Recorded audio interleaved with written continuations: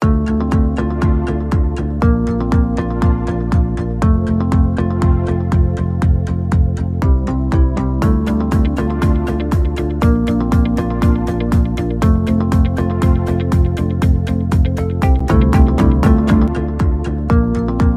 do your tribe do for a living? Okay, so katribo doy number 1 no ginahimo inhimo og hinangon is og tawagon ta no kaingin system.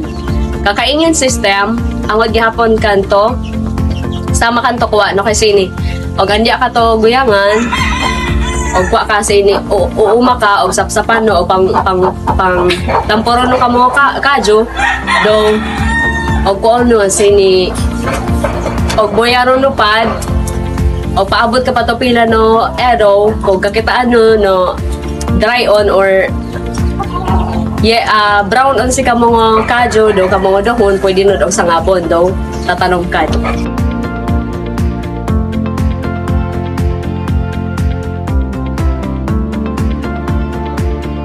如果我哋講呢啲咁嘅恭喜發財嚟講啊，我哋嘅呢啲過年啊，大家都可以幫嚟幫去啊，咁樣我哋大家歡歡喜喜咁啊，可以做啲好嘢。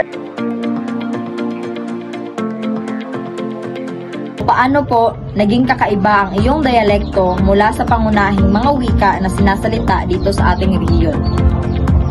Ang wika na ginagamit sa aming bahay ay wikang Tagalog at kakaiba ito sa wika na ginagamit din sa Luzon del Sur dahil ang wikang Tagalog ay nanggagaling sa iba't ibang lalawigan ng Luzon.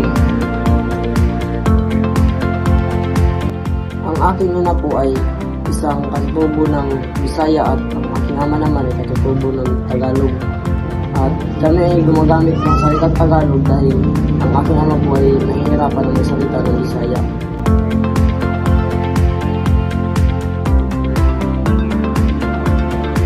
Putahin kamayon na pinakatihan ng gata ng niyog na satsat sa lahit na lingwahe is baki na aroy gayod lamas or anag na duwaw haw tangad.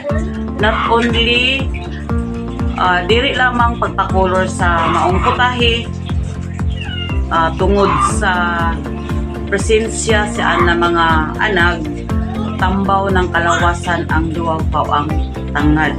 So kakasagol-sagol, gatibo-tibo, yahaod ang upod sian ang uyan na kahit kinatihan na ng gata ng niyog na satsat.